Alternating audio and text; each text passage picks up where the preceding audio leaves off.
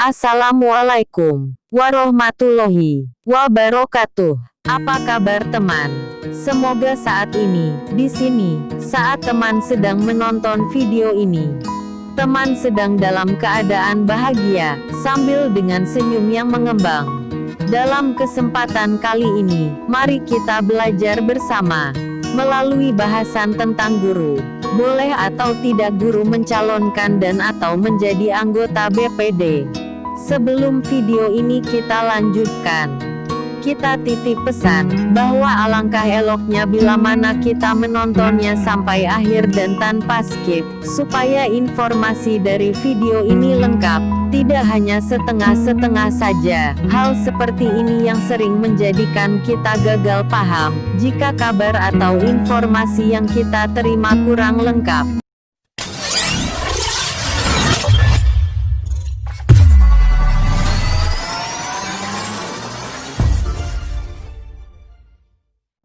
Baiklah teman, mari kita sama-sama lihat Peraturan Menteri Dalam Negeri Nomor 110 Tahun 2016.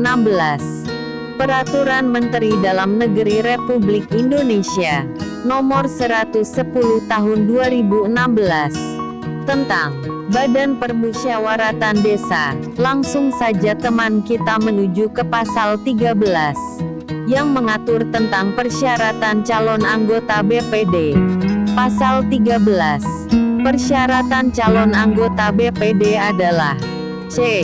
Berusia paling rendah 20 tahun atau sudah atau pernah menikah. D. Berpendidikan paling rendah tamat sekolah menengah pertama atau sederajat. E. Bukan sebagai perangkat pemerintah desa. F. Bersedia dicalonkan menjadi anggota BPD. G. Wakil penduduk desa yang dipilih secara demokratis, dan H. Bertempat tinggal di wilayah pemilihan. Sekarang mari teman kita lihat peraturan atau perundang-undangan yang lainnya, yang mengatur tentang syarat untuk menjadi anggota BPD. Sekarang kita menuju dan lihat Undang-Undang Republik Indonesia Nomor 6 Tahun 2014 tentang Desa. Undang-Undang Republik Indonesia Nomor 6 Tahun 2014 tentang Desa. Mari teman kita lihat dulu. Pasal 1, angka 4-nya, Badan Permusyawaratan Desa atau yang disebut dengan nama lain, adalah lembaga yang melaksanakan fungsi pemerintahan yang anggotanya merupakan wakil dari penduduk desa berdasarkan keterwakilan wilayah dan ditetapkan secara demokratis. Selanjutnya, langsung teman, mari kita lihat bagian ke-7, Badan Permusyawaratan Desa. Pasal 56-nya. 1. Anggota Badan Permusyawaratan Desa merupakan wakil dari penduduk desa, berdasarkan keterwakilan wilayah yang pengisiannya dilakukan secara otomatis. 2. Masa keanggotaan Badan Permusyawaratan Desa selama 6 tahun terhitung sejak tanggal pengucapan sumpah janji. 3. Anggota Badan Permusyawaratan Desa sebagaimana dimaksud pada ayat 1 dapat dipilih untuk masa keanggotaan paling banyak 3 kali secara berturut-turut, atau tidak secara berturut-turut. Pasal 57. Persyaratan calon anggota Badan Permusyawaratan Desa adalah A. Bertakwa kepada Tuhan Yang Maha Esa. B. Memegang teguh dan mengamalkan Pancasila, melaksanakan Undang-Undang Dasar Negara Republik Indonesia tahun 1945, serta mempertahankan dan memelihara keutuhan Negara Kesatuan Republik Indonesia dan Bhinneka Tunggal Ika. C. Berusia paling rendah 20 tahun atau sudah atau pernah menikah. D. Berpendidikan paling rendah tamat sekolah menengah pertama atau sederajat. E. Bukan sebagai perangkat pemerintah desa. F. Bersedia dicalonkan menjadi anggota Badan Permusyawaratan Desa. Dan G. Wakil penduduk desa yang dipilih secara demokratis.